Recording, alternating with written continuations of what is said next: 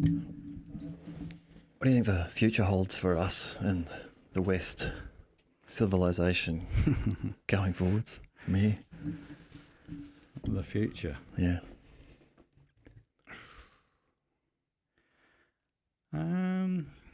I have a sneaky suspicion we're going to have some kind of food shortage issue at some point. Don't know when, where. And yeah, I mean, just with the cost of like real food going up, you know, it's beyond a lot of people these days. It's one of those fundamental things that's You need food. You need food, yeah. And you see signs of it happening with eggs. Eggs is an interesting one. Yeah. What's interesting with eggs is that there seems to be the same problem in Australia, New Zealand, and America all at the same time. Like, I was told it was because the legislation changed here, and Yeah, I heard that too, yeah. so has that happened I don't in know. all countries at the same time? An egg-spiracy. Yeah. What's going on? Maybe it has. Maybe it was some trilateral trade agreement that everyone will move away from cage-farmed eggs at once. Or if it wasn't, then it's unusual that it's happening at once, isn't it? It's a real shame because it's a relatively cheap source of good protein, Yeah. you know, and which can be hard to find, especially... Great source of protein, eggs. Yeah. Yeah, I don't know what's going on there. I guess watch this space. Yeah. Yeah. But yeah, as far as the future goes, you know, with the way tech's going as well, you know, talking to my parents the other day, I have to go around there quite a lot to help them, like with internet banking, just things like we take for granted. Yeah, well. Because they're scared of breaking it. Yeah. Like they actually think they'll break something. They don't quite get how networks work. And there's quite a chunk of the population in that age group who just don't know how to use tech. And I don't know if you've noticed it. I mean, you're probably a bit more tech savvy than I am, but suddenly there's areas of technology I come across and I just go, whoa. Well, that's the thing, and that's what they're dealing with, because they came into it later than we did in some respects. Yeah. And that fear of breaking it, yeah, that's real, because they know that if I cock this up, well, first of all, it's embarrassing, so I can't fix it, and it's probably expensive. I've got to pay some geek to come and fix my computer. Yeah, that's going to be at least $100. And there's a distrust between, say, my parents and the bank. You know, like they think the so money, there should be. Yeah, so there should be. They think the money will get scammed somehow. Yeah. You know? Which is fair enough because they get heaps of scam calls. And they watch the regular mainstream news where they're good stories. Hey, a hacking attack on people's bank accounts. That'll be a good one. The general public will like that one. So people, oh. Yeah. And it's real. It is a real threat. You know? Yeah. I can see technology getting smaller, which it has been anyway, but so small it will just disappear from our kind of physical realm. Yeah. Like just be happening in the background. Yeah, a lot more of that Internet of Things, things communicating with each other and just doing it. Yeah. Like you won't be like today you've got an app for your light bulbs so you can turn your light bulbs on and off. In the future, you'll just walk into a room, they'll turn themselves on, they'll turn themselves off. It'll just become commonplace. Yeah. Yeah. I can see, I mean, there's talk of population drops, that kind of thing. Yeah. The data indicates younger people having less and less sex, less and less procreation's happening, and that's across the board actually. China apparently has run itself into a problem. Its one-child policy has put it in a position now where its population will drop. It's not going to get to like 1.5 or 1.6 billion. It's actually going to start to come down, and by 2050, the Chinese population will be a lot lower than it is today. Wow. They just don't have the stock of breeding age people in the pipeline to be there and breed. Yeah. Yeah. So I think, did I see somewhere the other day, some country was encouraging their population to To procreate. have children. Yeah. Yeah, it's a smart idea. Yeah, there might be some benefits from it. I'm not sure. Yeah. But yeah, because their demographic chart Well, things going down. Western Europe's like that. Italy and Spain have got negative growth rates.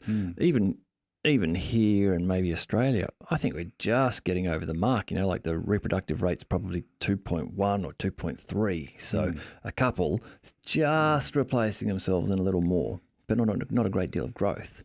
India's still growing. You know. Yeah, quite quickly it seems. Other trends for the future, I don't know. God, I don't know. What about yourself? Do you have a lot of optimism, or I have quiet optimism in the human race. you do? I think there'll be change. There'll be cultural change, ideological change. The West will change. Nations will rise and fall. It's always happened. And yet, in all of those rising and falling of nations that have occurred to get us here, we're still pretty happy with where we are now, you know? Yeah. But if you'd gone back to the Roman Empire, they'd be like, woe is us. It's all gone to shit, you know? So, I mean, yeah, I think it'll be, yeah, who knows? Yes, the Chinese may become the dominant nation for a period of time, and then they're going to run out of people, and then who knows who will pick up and come next. I saw the other day and the other month that China now has the world's biggest navy, bigger than the United States. Yeah. I'm not sure if that means more powerful or how that equates, but they've got aircraft carriers now. They've got the works. I believe their production rate is a lot higher too in terms of producing Navy equipment than the US is. Yeah. So, yeah, that's the China-US conflict, whatever you want to call it, that seems to be coming, is interesting. I think it's the next flashpoint, Yeah. to be honest. Taiwan is the key to that, I think. Yeah. Because I did hear someone give an interesting analogy the other day. They were like, well, could you imagine if, we'll use Hawaii, but let's move Hawaii closer to America. And if the Chinese were saying, nah, Hawaii is not part of America. Hawaii is just Hawaii. And we're going to give them weapons. And we're starting to send our diplomats there. Americans were going, fuck off. Yeah. Which is, you reverse the roles. It's like the Chinese are going, fuck off, Taiwan is ours. It has been forever. I know. You know, you had it for 80 years with the British, but that's because we just lost it for a while. Yeah, I know. It's yeah. That's like what it was. I think I was saying earlier today about the opium wars in China. You know, they got dicked. Yeah. Like they did not have a good time, and I have the sneaky suspicion they're getting their own back with the fentanyl debacle. Could be. Yeah. You know? Yeah. Well, don't they? Because it was until about the 1940s, just before the Second World War, I think, US-Sinai relations were actually really good. There was a lot of trade. There was a lot of travel between the two. Yeah. And it was only, I think, from about then that then the Chinese government started to push back. It's like, no, we've had this. You've disgraced us with what's happened with these opium wars. We've realised this. We're now growing in power and strength. We're not playing anymore. Yeah. I mean, Hong Kong. That was where all the opium was coming. That's what I was saying. Well, Hong Kong, not Taiwan. Yeah, sorry. Yeah, that's where it was all coming. It was all coming from India. Basically, the English just sent as many ships as they could to India, filled it with as much opium as they could possibly fill it, and sail it around to China and offload it and get everyone hooked. And they were too busy being high on opium to do anything else. Yeah, to care. Yeah. So it was. That's pretty, when you think about it, it's pretty nasty. It's a pretty targeted negotiating tactic. If you get all of the mandarins who own everything fucking wasted and say, well, how about we buy it off you for a fraction of its price? Do whatever you want. Man. Yeah, man. Just keep that opium. Keep that heroin coming. Yeah, man. Yeah. And that war finished, and then they had a second one. So, there was a second opium war too, which is unbelievable. it'd be akin to, someone invading our shores with methamphetamine and just dumping it, giving it to everyone. Mind you, I guess it is happening. Yeah, I think about it. although the Mexicans, Bolivians, and whoever are producing the narcotics don't seem to be following it up with a plan to like take everything in the country. They're just happy to sell the product, and that's it. They just want the cash. Yeah, and there's plenty of that going around. Yeah, they're not into the empire building that follows it. No, they're strictly cash. Yeah, cash only business. Yeah, man. And they do, there's a statistic and it's quite extraordinary. It's like 8% of the world economy is tied up in illegal drugs. Is it? 8%. That's a lot. Fuck yeah. Yeah. So if you were to actually win the war on drugs, you'd probably take out the world economy because it's 8% loss. So, drugs won the war on drugs. Yeah. It really did.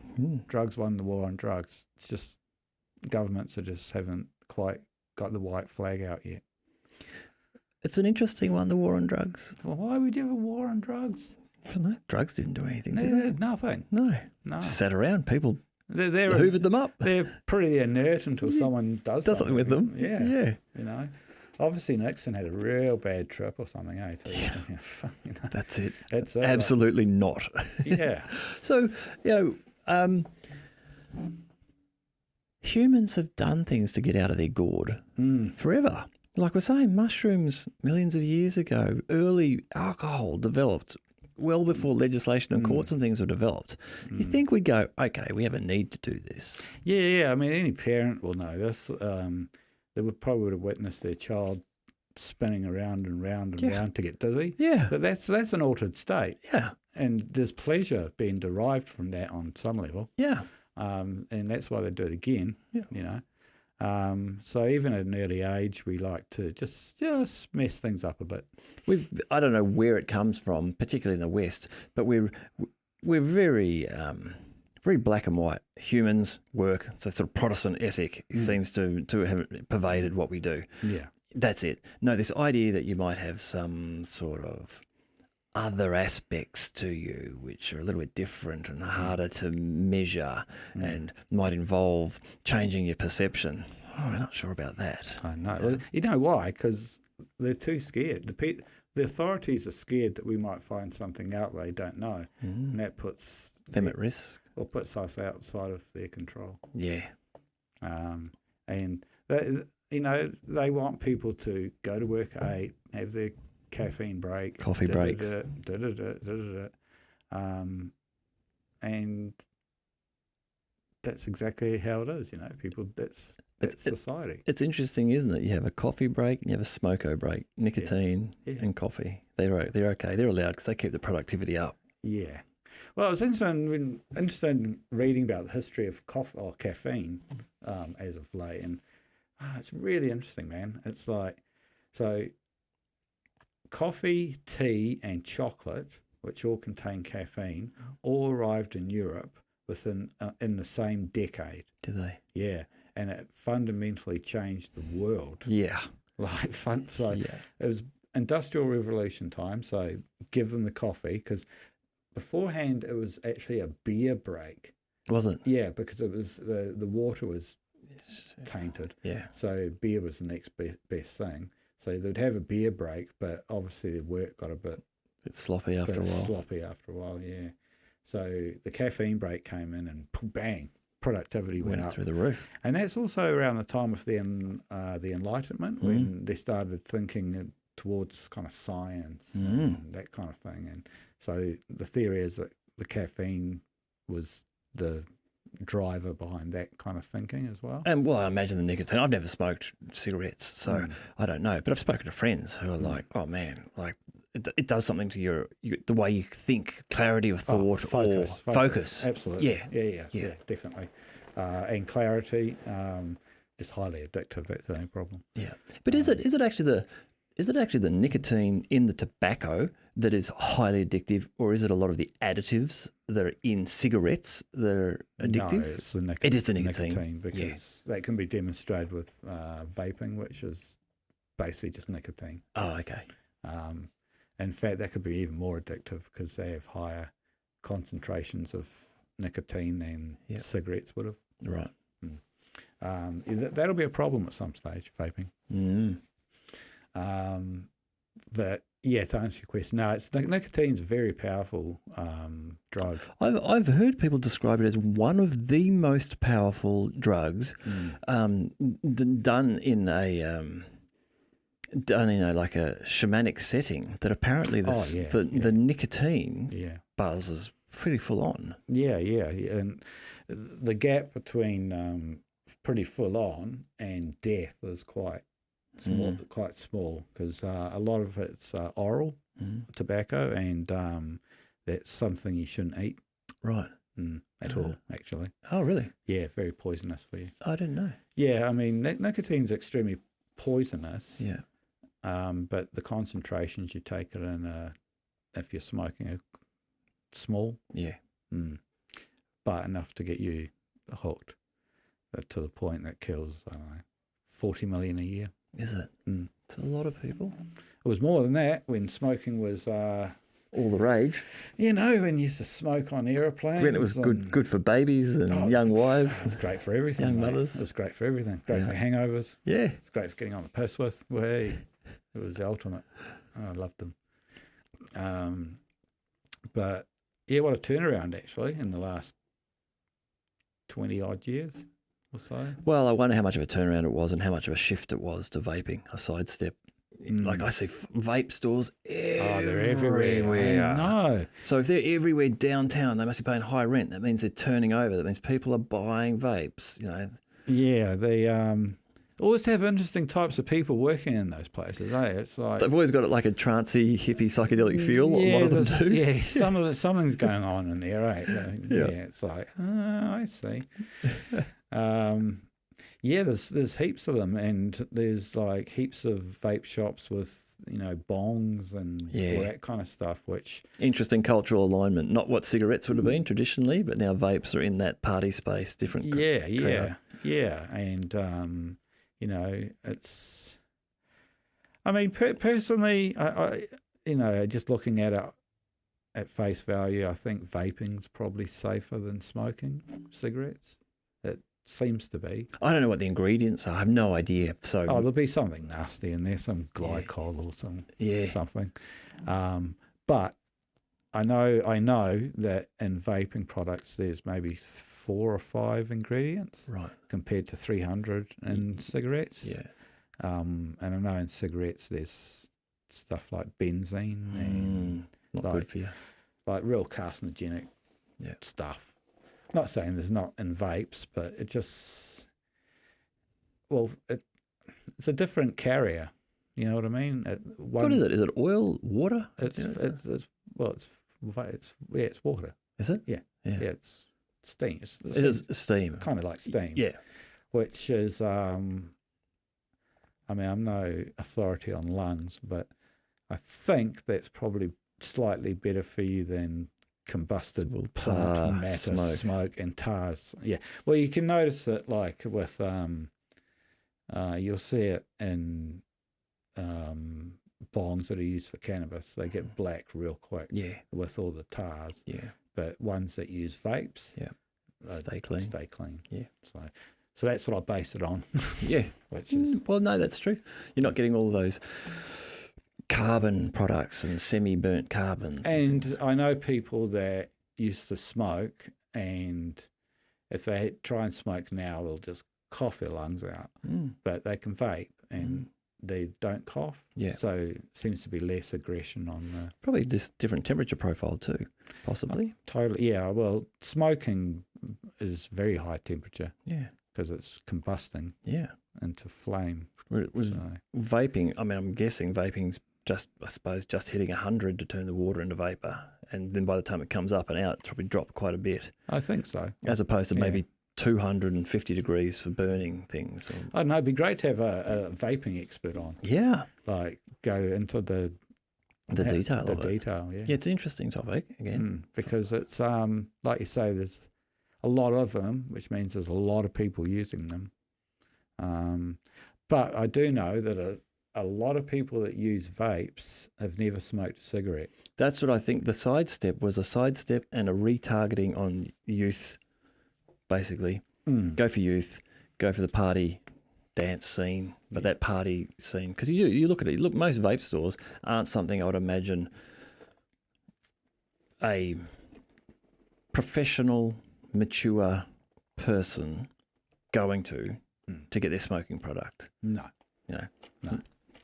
that's not. It doesn't seem the market that they're really going for. They're like, no. We want to bring this down a level, get the kids just out of teenage years, get the market early. We've got them hooked for life. So let's get them as early as we can. You know, we can't go any lower than 18 because the law won't let us advertise to them. But once they're 18, so why aim for the market who's 35-year-old? Fuck that. We're missing the 18 to 35-year-olds. Let's get them at the start.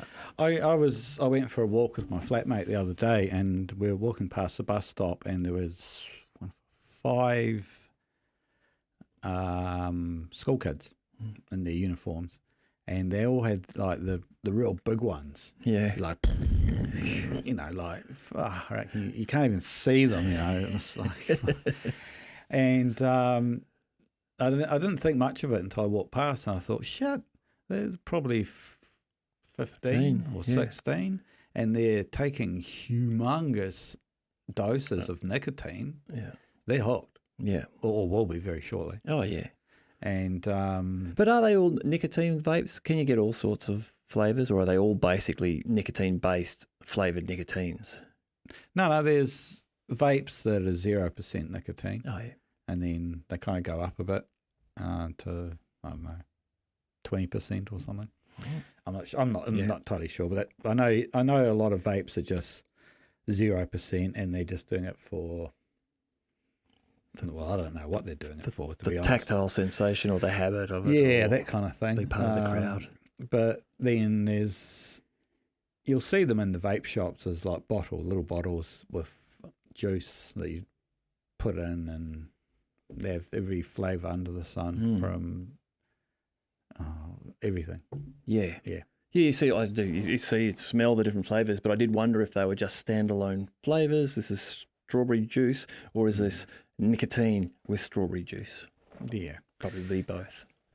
So in places like California, etc., where cannabis is legal, you can buy those pens, and they're already full of THC. Oh, yeah. So, you just walk into any store and grab one and do your thing. Wow.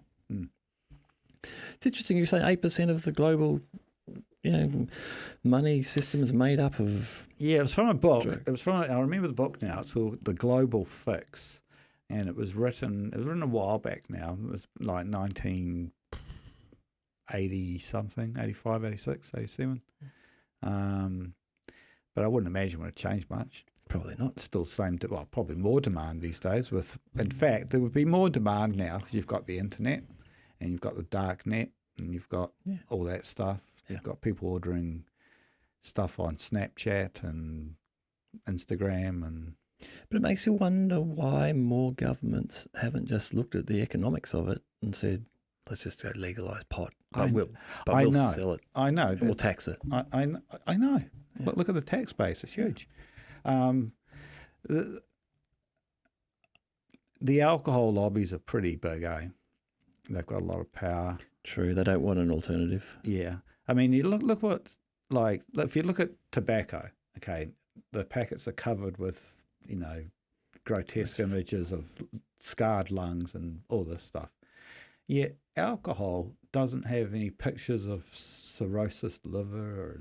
And in fact, it's all dressed up. Yeah. You know what I mean? It's like Beefeater, or Steinlager, all black Steinlager. Yeah. It's like, And I think it was 2 years ago, it was finally discovered that alcohol is a full carcinogen.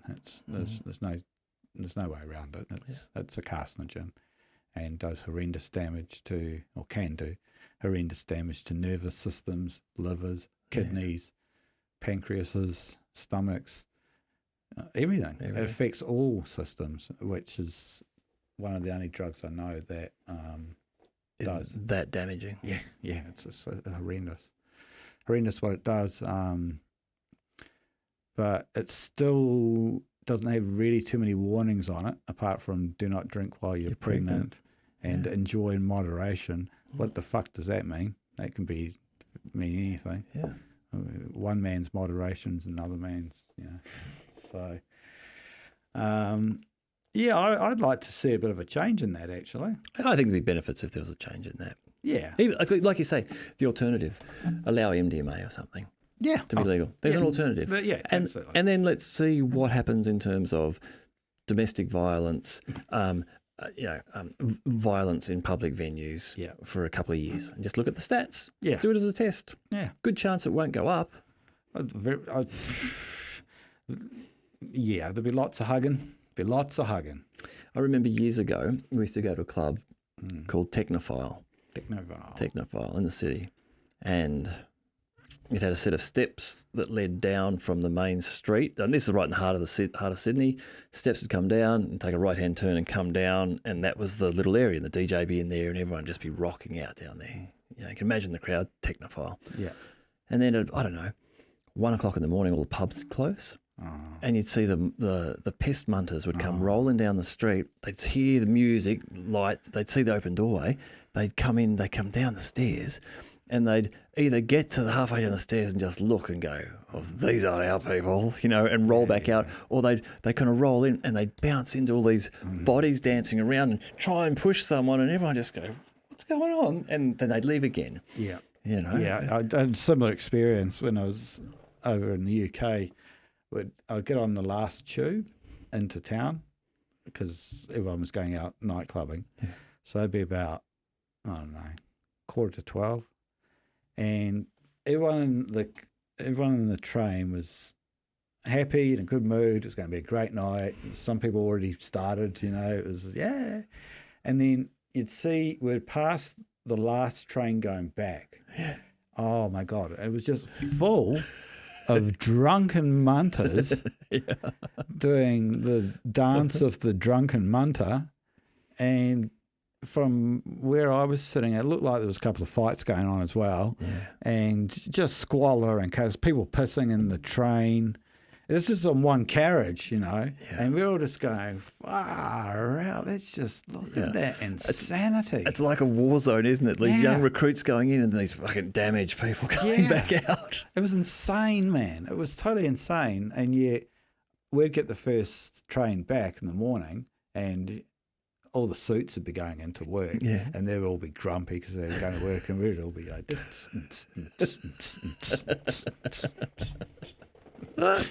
Did you spend much time in London? No, heaps and heaps. I went sort of there twice. I was there for Princess Di's funeral. Oh, 97. Yeah, that was pretty crazy. I came home at about 3 a.m, and I heard this, "Oh shit," come from the lounge, and I went in and the girls were crying, and I said, "What's going on?" And I said, "Princess Di's died." Dead. And I was like, "What?" And we were still on a good buzz. So I said, "Right, to the palace we go." and everyone thought, "Well, that's a good idea. Let's go to the palace." So as we were walking down the street, all these doors were opening and people joining the flow. And we get to the palace with maybe 1,000 in tow, and everyone, it's 3:30, 4 o'clock, Sunday morning in London, everyone's in a good mood. And there was dances for Diana. There was all sorts going on. It was crazy. And then everyone took the week off work. Yeah. And I just saw acts of kindness that you just do not see in London at all. Like just people just open mourning, people hugging each other that didn't even know each other. That woman was a powerful woman. Yeah, yeah. She was a powerful woman, and I mean that in a good, positive way. Yeah. She did great things. Like I think she was the first person to hold someone's hand with AIDS in the UK or something. Without wearing gloves and things like that. And she just, I mean, I never met her, but she seemed like a nice person. Yeah. Well, the kind of proof is in the pudding in terms of the power that she had that pull when she died, that there was such outpouring or a community gathering anyhow around her passing. Yeah, it was real weird. I went down to the kind of funeral march that was going through kind of inner London, and the two princes walked past, and I don't know how many people there, millions, and you could hear a pin drop. It was deadly quiet, and these two boys, essentially, with the world watching them. I was just sitting there thinking, you've got an interesting life coming up. And look at them now, you know, they're Hollywood stars and future kings and things. But yeah, that was a special time to be there. Nightlife was pretty cool. You know, did the kind of Ministry of Sound things and all that kind of stuff. And it was good. It was good fun, good nightlife. Yeah. Definitely young person's game. Yeah. Young person's game. Couldn't do it now. No, you see some of those DJs now. Like I guess they got people doing a lot of work for them. Like John Digweed, still doing his show after 30 years. Yeah, totally. Yeah, I love that about. That's what I love about those old guys, because what they keeps the connection in a way. Yeah, it keeps the connection, and they're also always drop in some golden oldies to keep the gravers happy. The old gravers. Yeah, there's a few of us out there now, man. Yeah, there's I know. A few gravers out there. Yeah. So they've got to keep us happy, man, because some of this new stuff's pretty shit. Yeah. And you know, I quite like it how it used to be. Yeah. Yeah, it was There's good. some good gear around, that's for sure. Oh yeah. Shout out to Mitsubishi Car Company. Do you? Those Mitsubishis, they're solid pieces of machinery. They are reliable, reliably good. Do you do research now in music? Do you look for new stuff?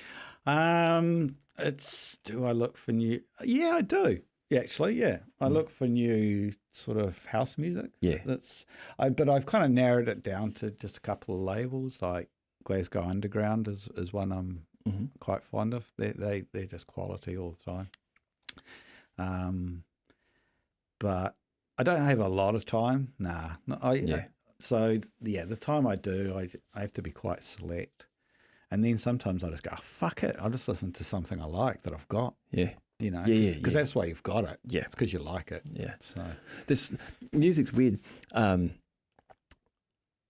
There's a sense I get, a feeling of life about the music if it's being played by someone. So if I'm listening on the radio and if it's pre-programmed stuff on the radio, I'm like, it's kind of dead. But if it's like, say, Mixcloud, and there's a DJ there, he's the other side of the planet, and he's mixing those tunes and it's happening now, for some reason, that feels more engaging. It doesn't sound any different, but it feels more engaging. Oh, it's like that's good. It's like someone's actually doing that now. There's straight away. There's like a temporal connection in that, like right now she's thinking about the next track she's going to put on. Whereas when it's just pre-programmed and recorded, it doesn't seem to have that life. You should send this podcast to her and let them know, and then they'll get quite a buzz out of that, because they may or may not think that someone over here in wherever we are is listening to them. Yeah, honestly, it adds to it, because you can, if, for example, one of the DJs that I follow on Mixcloud is doing a live set, I'll definitely go and listen to their live set over going to listen to one of their recorded previous sets. They've done good sets before, but that's something about it being live, even though you're not there with the DJ in the stadium or anything. You're just they're in the bedroom and you're on the other side of the planet. It's still got some quality. What I noticed during the lockdowns where all the big name DJs were doing sets on YouTube. I don't know if you noticed that. No, I didn't. It was kind of weird. It was like you'd pay good money to go and see like Fatboy Slim or something, but they were actually just doing heaps of sets from their bedrooms, just streaming them. Well, they would have needed a creative outlet as well. So it'd be fuck, I need to get some attention and to get this out. I'm used to having 250,000 people watching. I'll get it on YouTube. Yeah, exactly. Yeah. So that was kind of an interesting development. Because nightclubs are no good for COVID, eh? Nah. Too sweaty, too hot, too close, too Yeah. Yeah. So, but I believe the nightclubs are back and running overseas. I I follow some of the younger generation on Instagram, you know, some of them around New Zealand. Do you know? And some of them are having some fun. There's a heap of festivals going on and stuff there's like that. heaps of festivals. Yeah, man. It's crazy. Yeah. Yeah, it's Explore just went down, I think. yeah, There's- yeah, and there's the big South Island ones, and yeah, there's plenty happening out there, that's for sure. And good on the people that are making it happen. Yeah. Yeah. Mm. Oh, yeah, something about it. Like New Zealand's a great place for it. Like if you actually get out, like your video sent me the other day, yeah, out in the bush, out in the parkland somewhere, and someone's got a sound system and someone's got some decks. I know. Let's go. And it's great. New Zealand's great for it, you know, Yeah. especially South Island, the mountains and Insane. You know. For people who have not been to the South Island, and there's still, even modern times, there's a lot of people I talk to. I was talking to some guys from a man from the States recently. I was telling him about it, and he's like, really? Like, yeah, the South Island of New Zealand is mind-blowingly majestic, just how magnificent the scenery and the mountains are. Like, it's on par with anything you've got in Europe. I mean, the Himalayas are taller, I suppose, but you get down into the West Matukituki Valley outside Wanaka, and you're just like, oh my God, I'm so inconsequential and tiny. here. I remember walking through there, and at one stage you walk up and just like on the right, there's just the mouth of a glacier there. And there's this little black dot flying along. And then you get your perspective and go, that's a helicopter. Jesus, those mountains are huge. Yeah. You know, insane. Yeah, I guess that's why Lord of the Rings was filmed. Yeah, I mean, even I grew up in Australia, and I was 30 years old before I came here. I had no idea. I had no idea it was like that down there. It's not until you get down there, you're just like, you are in one of the most magnificent places on the planet. Wow.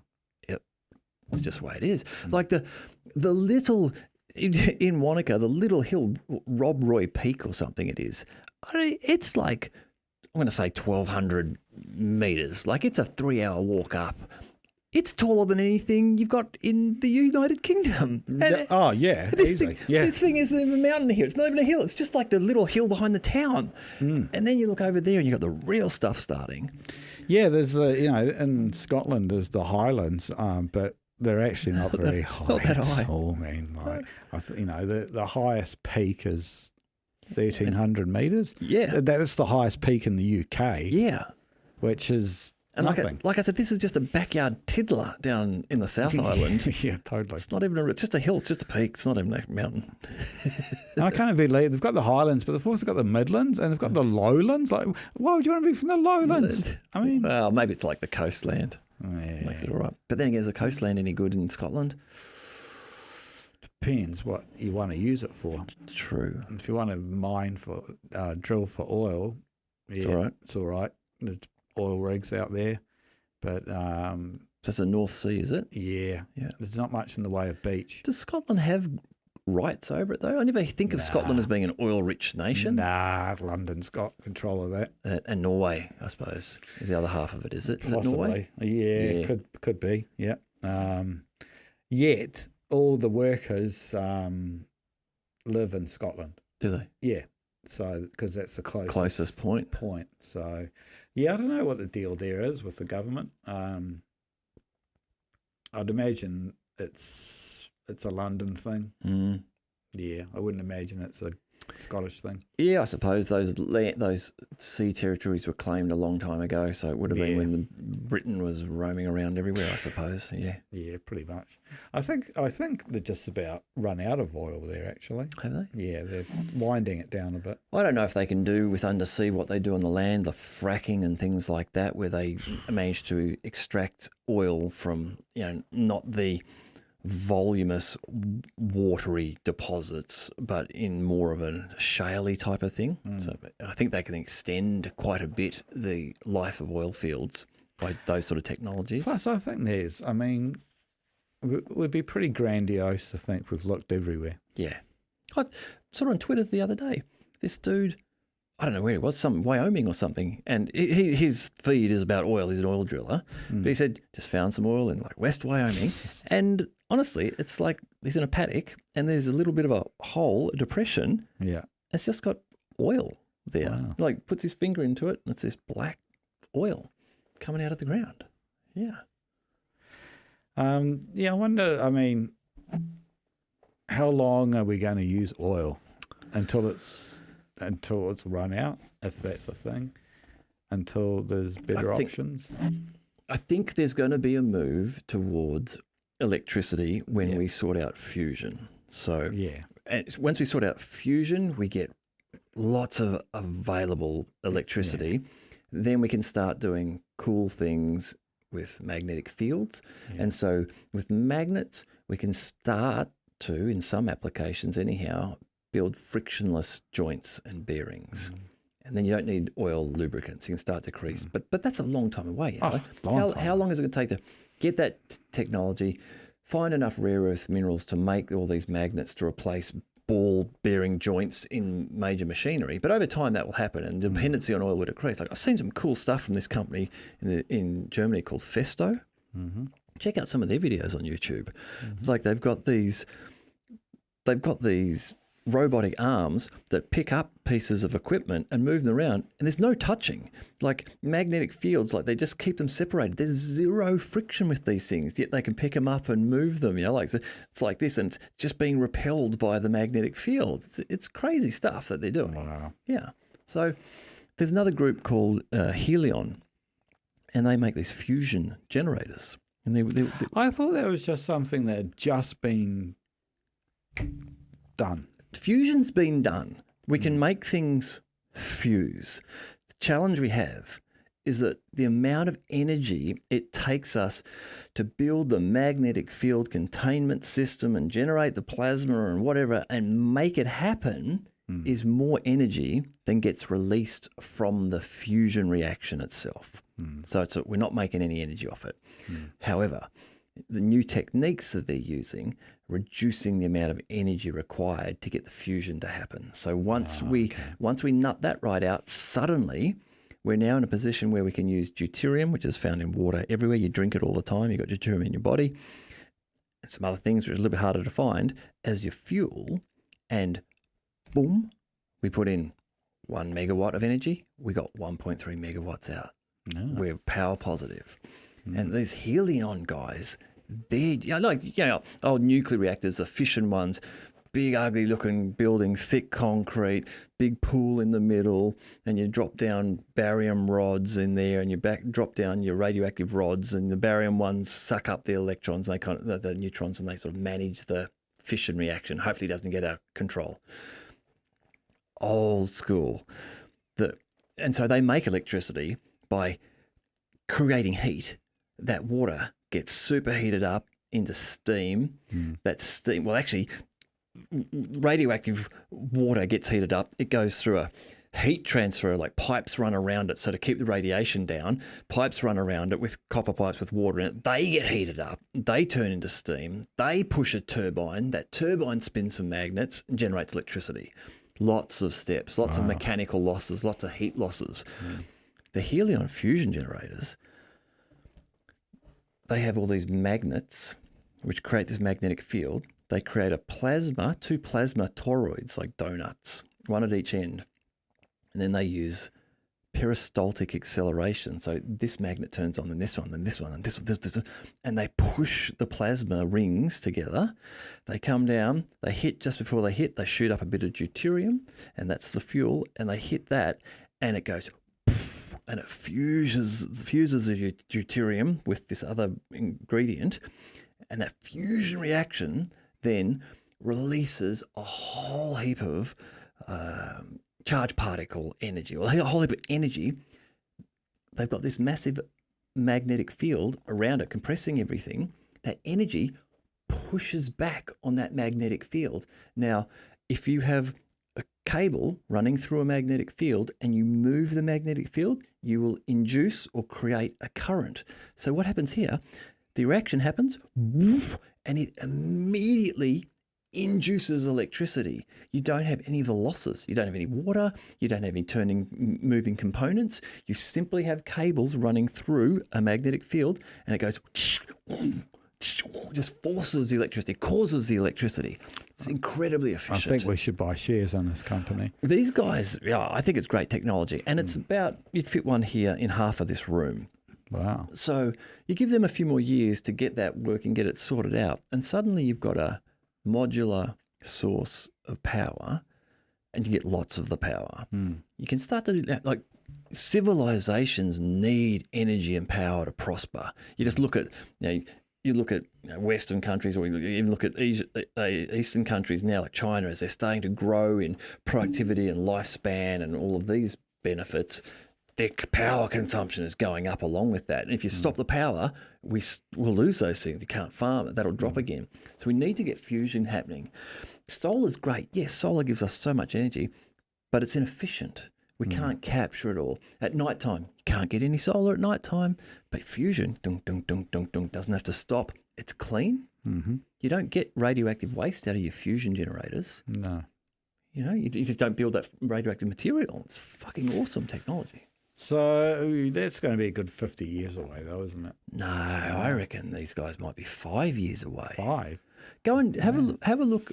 I mean, I'm sure there's challenges, and yes, they'll be marketing it, but they're getting it to happen. It fuses. It's causing fusion reactions.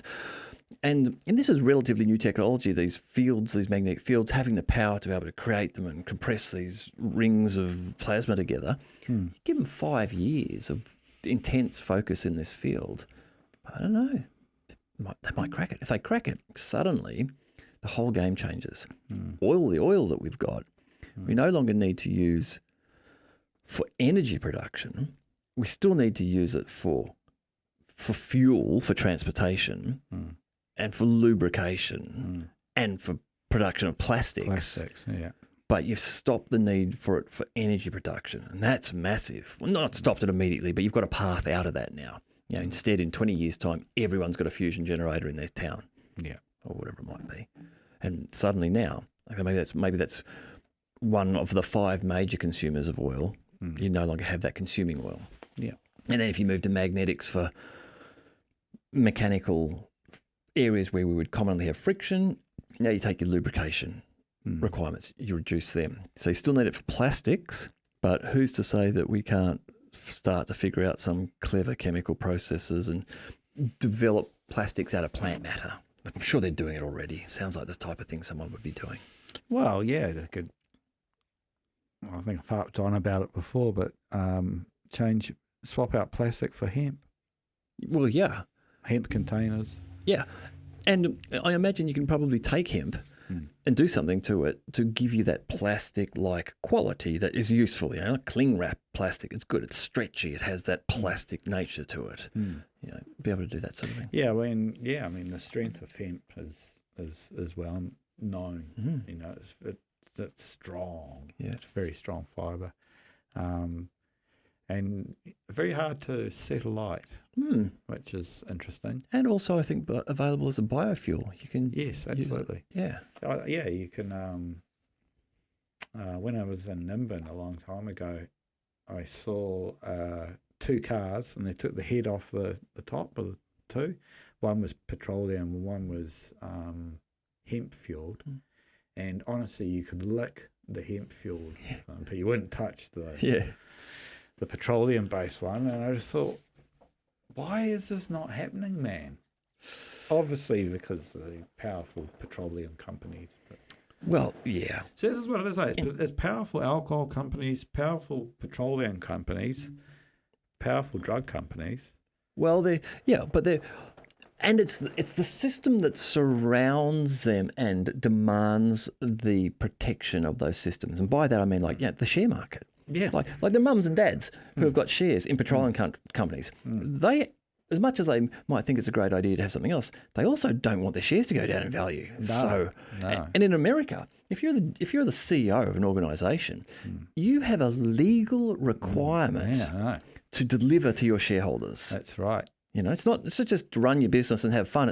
If you don't deliver to your shareholders and seem to not be adhering to that requirement, we'll take you to court and sue you. The legal requirement. I've been thinking a lot about capitalism lately and how it needs infinite resource, which is not a thing. No, but I suppose any sort of growing system does.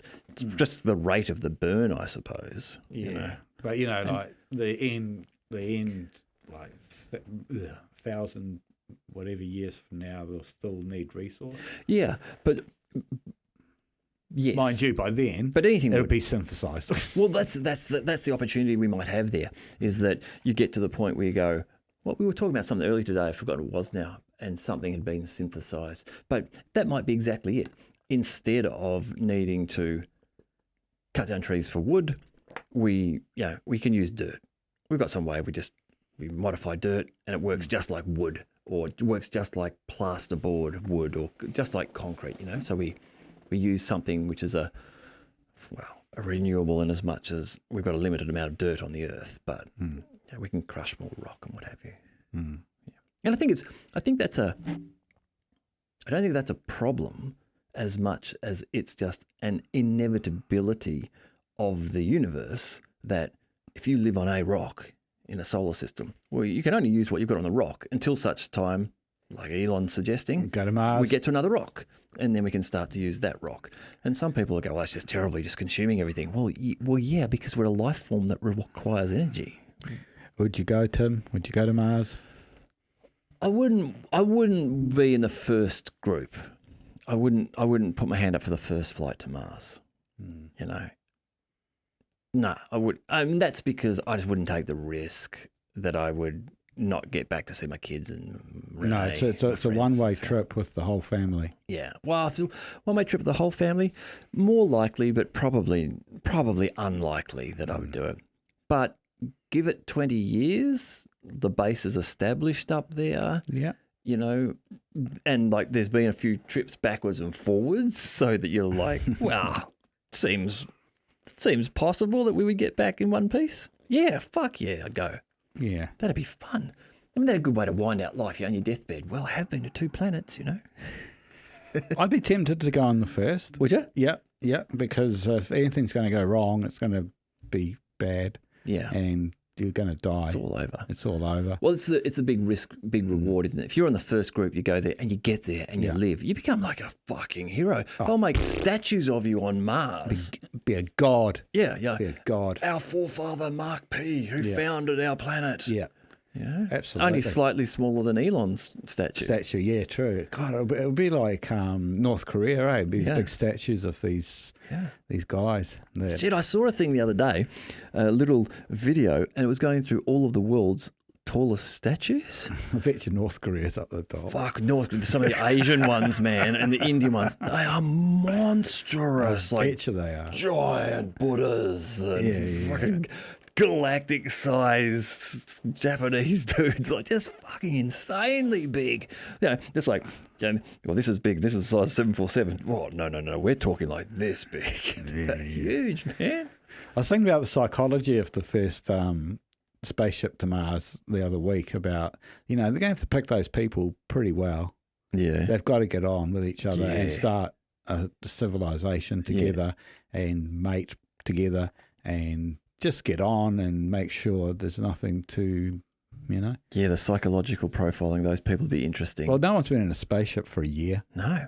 Well, actually, that'd tell a lie. I suppose the guys in the International Space Station been up there for a while. But they're a bit closer to Earth. They can get away. And they suffer problems too, a whole heap of physiological problems for being in space too long. Yeah, Get back on Earth, the muscles have atrophied, they can't walk, and their spines have expanded, they've got massive pain and all that sort of thing. The gravity pushes them back down. Yeah. But, imagine just landing this crazy-looking spaceship on Mars and getting out. Looking around. And... Fuck. We did it, but we're here forever. Yeah. Right, let's start building. Yeah. 3D printing building, I reckon. It'll be something that just sucks up the dirt, adds some glue to it, tick, tick, tick, tick, tick, tick, tick, tick, tick, tick, build an igloo, tick, tick, tick, tick. Okay, fuck, we got a bit of, our radiation levels have just dropped 10%. We're good now. We're pretty good. Let's, we build another one. Tick, tick, tick, tick, tick, tick. And then it will start to get weird because then there'll be the first child born on Mars. Yeah, the first Martian. Yeah. Not an Earthling, or maybe an Earthling. Same thing as if you've lived, your parents and family have lived somewhere for generations and generations and generations, and they come to a new country and you're born, what are you? Are you the new country, or is your culture and everything which would define you in this old country? So I guess it Depends who you identify with. Well, yeah. Would you say that first Martian? I mean, sure I'd go for I'm the Martian. Yeah, you'd be called the first Martian, but you'd also say, well, you're an Earthling, aren't you? Like, right, I got Earth human. genes. I got Earth genes. Yeah, I got Earth genes. I identify as Martian. I'm from Mars. I was the first. Yeah, It'd be kind of different. What I don't know, and I should find out, is what is the communication delay between Earth and Mars if we're trying to do a video call? Like, how long is the lag between them? Because there's got to be some time. Oh, yeah. Even the best gear we've got, I imagine it's still going to be half an hour or so. Well, yeah, it might only be 30 seconds, but it's still, it's like, hi, how you going? Wait 30 seconds. Yeah, we're good. Nice. What's the weather like? Martian. You know, like it's going to be disjointed in communication because you're probably seen through packs, of information. Like, I'll sit, like if I'm talking to you, I'll speak for like 20 minutes and get all my shit across. Yeah. And then you'll send your shit across. Yeah. But again, that's a weird thing. But if you want to have a, I love you, it's going to be a while till you hear back, Yeah. Sort of. Yeah. Because that's going to be a big need for those people, is to be able to communicate back to Earth and the family who's still here. And the news media is just going to be screaming to talk to them. Oh, my God. Can you imagine? Front page of the paper, front internet article every day. They've been day 382. We've made it past the year They're mark. going to be the most famous people on Earth. Yeah, famous people not on Earth. Well, not on Earth, yeah. Yeah, they will be, for sure. Honestly, they'll become demigods on the planet. I wonder how if they'll pick like different ethnicities and all of that kind of stuff. I hope so. You would think so. Yeah, they need to have some kind of representation of humanity. Yeah, you would think so. But I do wonder what the psychological profile of those people is likely to be, because you want people who are agreeable enough to get along and not fucking murder one another. Oh, yeah. But you're going to need some people who are very strong-minded. Yeah. Guess what? We're running out of oxygen and we need to figure this out because no one's coming to help us. And we're not freaking out. Yeah. We're going to do this and yet still not go and murder someone when they piss you off. Do you think Elon will be on the first flight? Nah. You think he'll wait it out? Yeah, he won't go on the first flight. No? No, I don't think so. Well, I mean, I could be wrong, but that's a big risk. That's a big risk for Elon to go there. Because if that first flight fails, blows up halfway, blows up on landing, gets lost, whatever, that's pretty depressing. And it's especially depressing if the guy who's led it, so many people's champion, has now gone as well. Yeah. Like, yes, I'm sure he would want to be, but I don't know that he would go. Maybe the second one. Maybe, yeah. Get it there. Send the second one. Send one back. We've tested it all. Even though he's got a lot of money, he doesn't strike me as someone that's that fussed about it. No. Do you know what I mean? I think, like, he could be a, whatever he is, 65 billionaire, or he could be a millionaire, and I think he'd still be the same person. Yeah, I think he's pretty comfortable in who he is. And he is that guy. Yeah. But I do think that he's I think he's got a great attitude. Like, I love the story about him with the boring company when they started drilling. Yeah. And he was talking to guys in his office who, I don't know, his managers or something. He said, so how soon can we get started on this? And they're saying, wow, we're in Los Angeles. There's a lot of bylaws and legislation and stuff. He's like, no. Why don't we just shift the cars out of the car park? You guys go hire some diggers. We'll get started by lunchtime. We'll have a hole in the ground. Yeah. And they're like, well, I guess why aren't we doing it? Why are you here? Go and get some diggers. And that was it. They shifted the cars. The next day they started digging. Yep. I like that attitude. Yeah. Get it done. Just get it done. Just start. Yeah.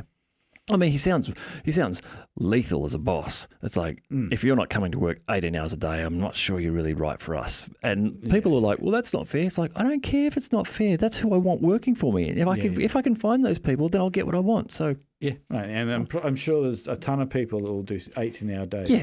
Yeah. Oh, there will be. Just to be able to say they work with him and there would be, he's charismatic in that way that he's like, he is a leader. It's like, let's just do this. I'll go out there and we'll do it. And he built PayPal. He did a lot of the work on that. Yep. He did that. Yeah, I reckon he'd be an interesting guy to talk to. Yeah. Yeah. Well, he owns rockets. He owns He owns Big rockets. Well, he owns the first rockets to be able to go up and come down and land again, and land on their feet. It's amazing watching that, eh? It Yeah. looks like something out of a movie. Yeah. Especially when you got two of them coming out at once. Yeah, They both yeah. It's come like, out and land. hey, that's not real. No. But it is. And he's done a heap of things. Teslas. I had my first drive in a Tesla not long ago. Amazing, eh? Yeah. Yeah. Like super fast. Great sound system, cool visual display, picking up everything on the road. I didn't know, like it picks up, witches' hats. It shows a little picture of a witch's hat, or it picks up garbage bins on the side of the road. It shows you what it sort of sees on its display. Cool features too, like the security system on it. Every time someone walks near the car, the camera turns on and just records who's approaching the vehicle. So if someone comes up and keys your car, you go, well, I'll take a screenshot. It was that guy. I know, it's weird. He seems to me like one of the cool guys for humanity. Yeah. However, I ran into a lot of dislike over the last... since COVID. Left-wing people hate him. I know, I've noticed, yeah. Well, that's because he's come in Twitter and leveled the playing field. Like, instead of all the conservatives and right wingers who got booted off, like we just don't even want to listen to you. Now they're back on. The left wingers there for a couple of months were just losing their marbles. I am leaving Twitter if he's going to let these people back on. It's like, fine, fuck off. Just and none of them did. They're all still there. Yeah, but yeah, I would, if I had to rate him overall, I'd go, yeah, he's a good guy. I don't see him enforcing or supporting a lot of tyrannical control and that kind of stuff. I see him building some cool things. He's got some good toys. Yeah. Yeah. But yeah, I've heard him sort of being called an oligarch. Yeah. Which... Well, he is. I suppose he is. But the negative connotation of it doesn't necessarily fit. He's a rich guy with billions of dollars. Yeah.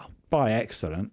Yeah. Almost, in many ways. Well, good management and drive, but he can't be too bad in that he made, what it was, 65 million when he sold PayPal. He built the first internet payment product. Yeah. Well, how do you expect him not to make a lot of money from that? Exactly.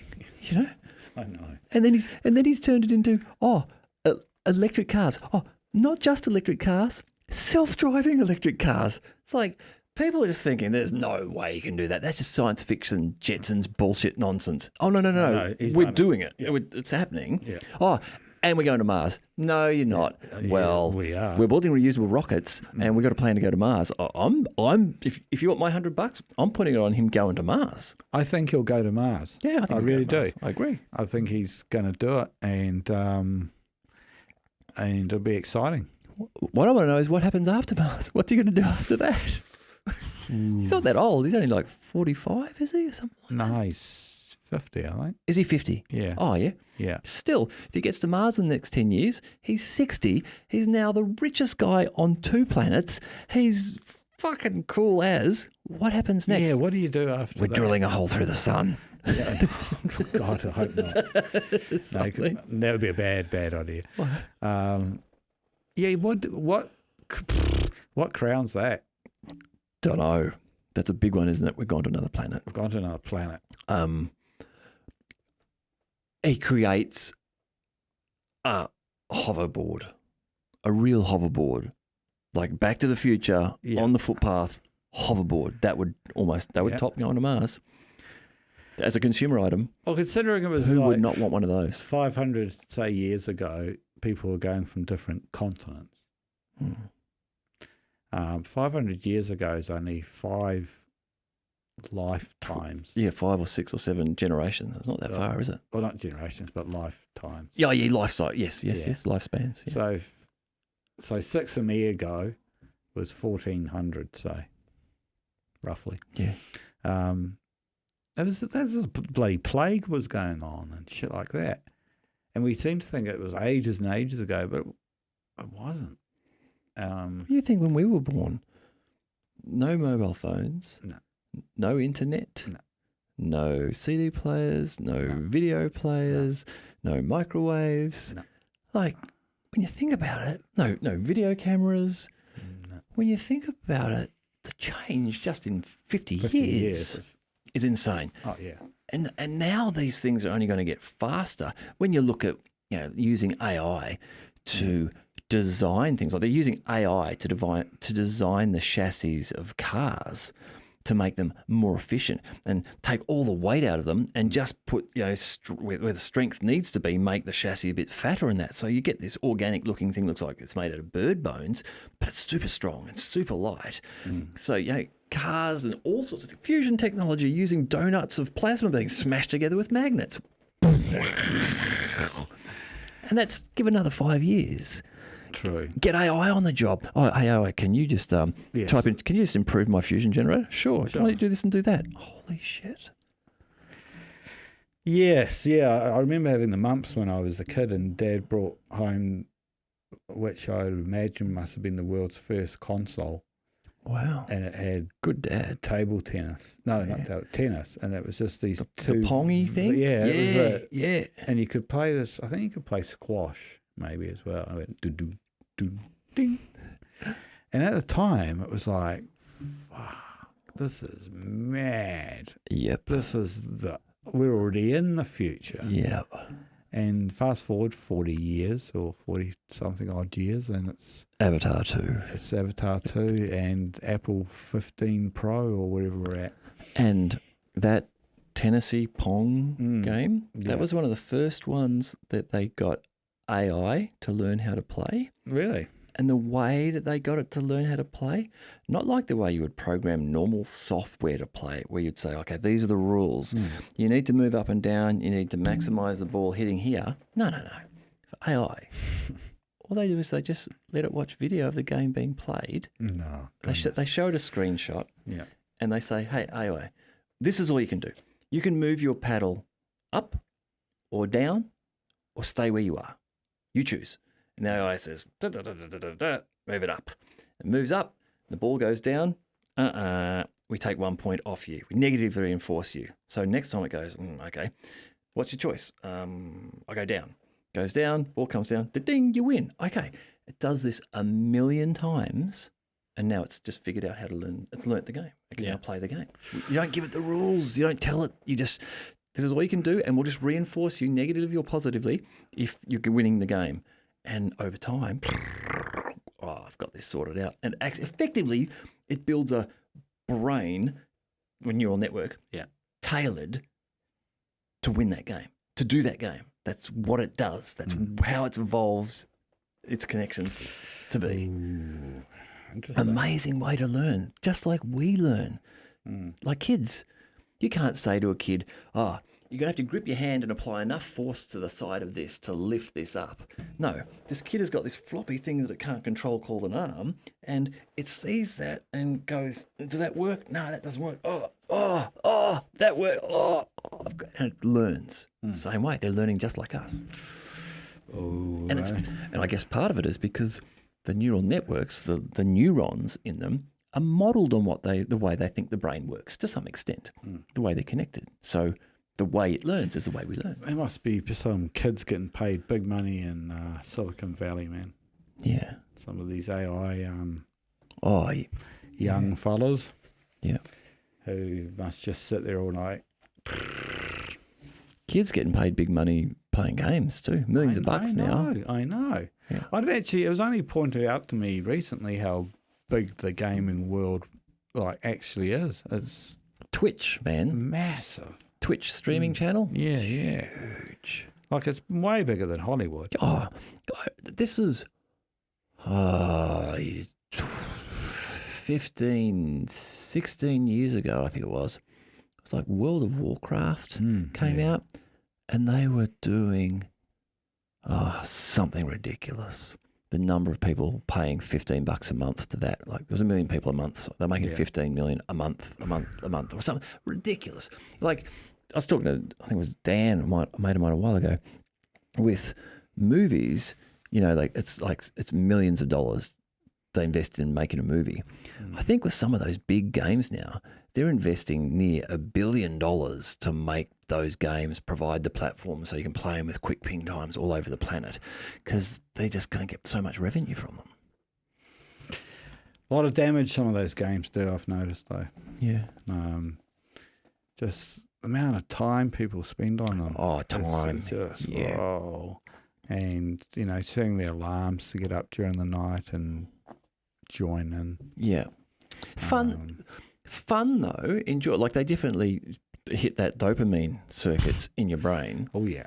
And there is if you're playing multiplayer games and you're playing with a team, that's good fun. Yeah. Yeah, they've got 3 or 4 guys, doesn't matter where they are around the street or the country, all get your headphones on you and you're playing as a team. That's cool, yeah. You can fun. chat away, Yeah. That is fun. And it's, I guess it would be like the same thing as going and playing paintball with 4 guys, except that playing paintball, you've actually got to go out there, do that, all that mucking around. Here you can do it from the convenience of your home. So there are some, I think for people who would struggle going out in a physical social setting, there's some benefits because they're having some social interaction. Yeah. But for people who could be going out, they should probably be spending more time out and doing some real socialisation. But I say that maybe I'm just old and afraid of change. Maybe as humans will evolve to be totally okay with doing lots of virtual stuff. But you miss the physical, you miss the smell. Yeah. I know people that just spend way too much time on video games and don't get out much. Yeah. And drink a lot of sugar. Yeah. And it could definitely not be healthy for you in terms of physical there's body. I can see a real, because it has all the hallmarks, like it's an addiction. Yeah. I mean, there's withdrawal, there's tolerance, there's, Well, it does. I mean, it stimulates those parts of the brain like the real world and to those levels. I remember playing a game years ago, I think it was called, you're basically in a little flat valley of tall grass with some little hills on either side of you, and you're trying to get to this cave. And even though once you know what's coming, these guys come running out and they're kind of like zombie suicide bombers. Basically, they're going to run towards you and blow up when they get there. And they kind of got like disfigured sort of things. That wasn't what was so scary about them. What was scary was the noise they would make. And the way it was done was they're in the long grass. You know where they're coming from. And you just hear them starting to go, hee, from a distance. And it gets louder and louder as they're getting closer. And you're trying to see them through the grass and get to where your adrenaline, your body is pumping like this is a real threatening situation. But it's not. You die. Oh, you can do it again. Yeah, which is great. In real life, you can't. You do that once and it's all over. It's all over, yeah. Yeah, maybe that's some of the attraction of gaming. You can do things that you just can't do in life. Yeah. Like die over and over. Yeah. Or at least you can be in that situation and experience what it's like up until that point and then do it again. And like I've heard that even if you're trying to learn something, say you're trying to learn drumming or play cricket or whatever, thinking about it can give you up to sort of 20% of the capability. No, well, that's a good start. Yeah. So that's just thinking about it. So again, if you're in a gaming world, playing a game, you're thinking about it and you're being immersed in it with graphics and sound, it's very real. Yeah, it feels very real. And I imagine you have like VR goggles and those haptic suits where you can even run and everything now. There's going to be people in a few years who will be like, I'm not leaving here. It's weird though, eh? Like I've tried really hard to get addicted to a game. I really tried and can't find the right game. It's just the patience involved. Yeah. Like, give me an 80s arcade game and I'm away. No, honestly, I'm away. That hits my dopamine exactly where I need it. Left, right, and fire. Yeah. It's fucking perfect. I could be there all night. Seriously. Yeah. Clocking that thing. But when you buy a game and there's a handbook and it's 300 pages thick, and there's 4,000 million different characters, and I just go, no, but I haven't got the time, man. Different games though, like the Player Unknown, those ones where you just drop into a world, you can find weapons, and you've got to be the last man standing, effectively. Like those things, they're easy to play. Just run around. How do I get a weapon? Okay, once you know how to grab a weapon and shoot it, you're off. You get in cars and drive around. Well, there lies the other problem though, that I will find a game. Yeah. We won't hear from you again. It'll be sign off, bye. And, Fanta sales will just spiral out of control. And good for Fanta, though. Fuck. So I'm kind of just thinking, well, I haven't found one yet, and I'm not really looking. So, Do you have a gaming console at home though to play? No. I have a gaming laptop. Yeah. Yeah. So I think no, maybe I've got this wrong, but I think that with the PS4 and the Microsoft Xboxes now, they have that whole subscription model where you pay you $15 a month. They'll give you 3 games every month, and then I think you can pay for other ones if you want to. But that constant rolling in of 3 games every month, it'd be like, I probably want to go and have a look in the Xbox this week and just see what's there, what's turned up. Oh, okay. That's how it works, eh? Yeah. That type of thing. I'd rather watch a good game of football on YouTube, to be honest. Would you? Honestly. Yeah. I derive a lot of pleasure from watching old vintage games.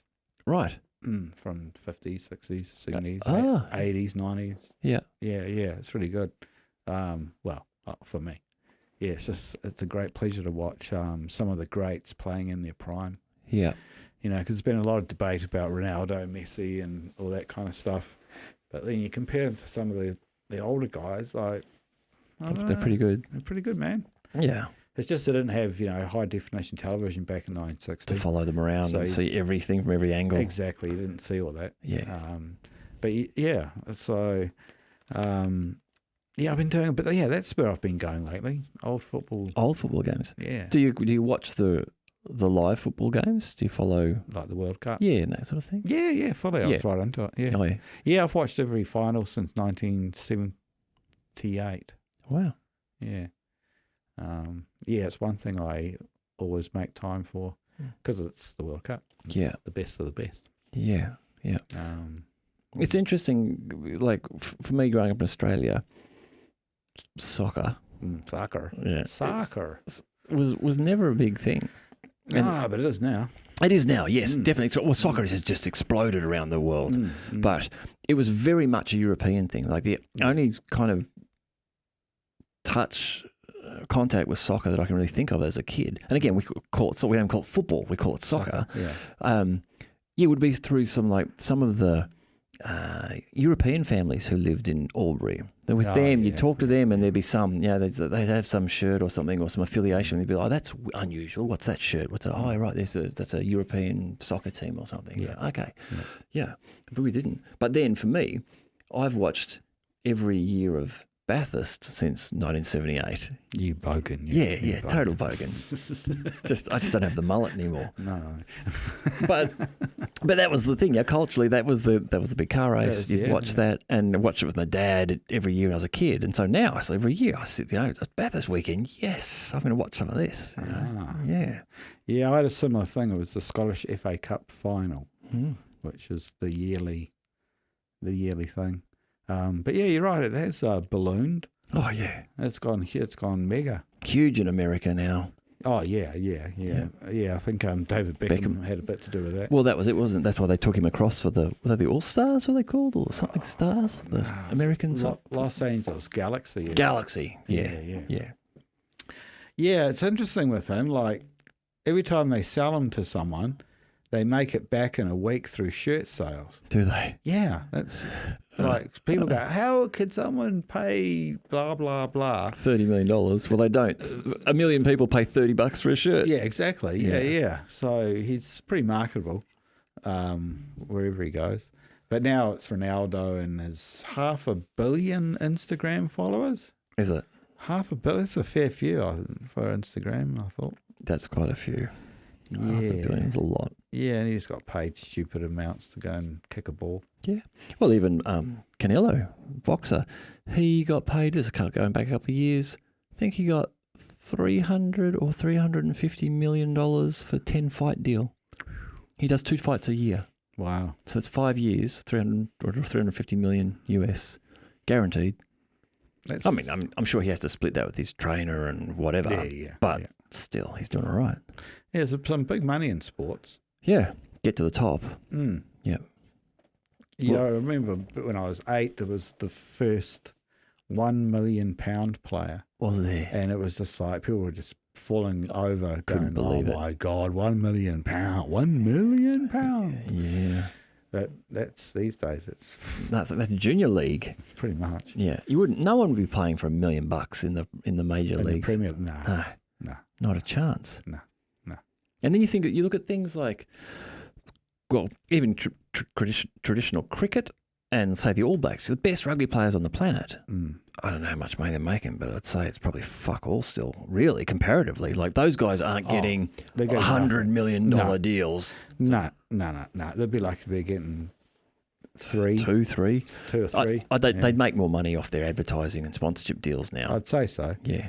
Yeah, they're not in the same league. No. They're nowhere close. Yeah. But you know, how many people play rugby in the world compared to soccer? Well, that's right. That's exactly it. Soccer's a universal game. Yeah. As far as I can see. Yeah. Well, it is. It's played. It's played everywhere. Well, and it's basic. It's You take away the offside rules and that sort of shit. You're kicking a ball around on the ground.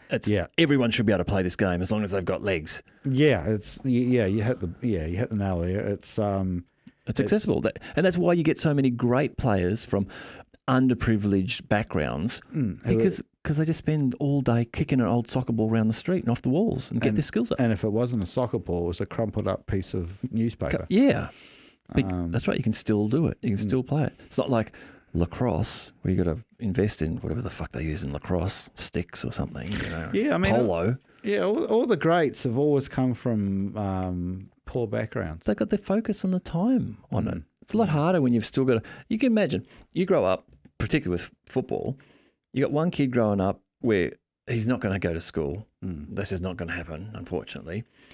He's got enough food to get by, and most of his time he's going to spend kicking a soccer ball around. Whereas this kid, equally talented at the same age, but he's got to go to school for 6 hours a day until he's 12 years old, and then he's got to go to high school and study.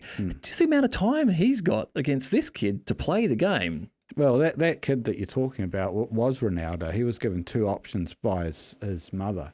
It was you either go to school or you spend 8 hours a day kicking a football. Right. So he picked the football and paid off. It worked out. Yeah. So you got Donald Bradman, clearly by miles the best batsman ever.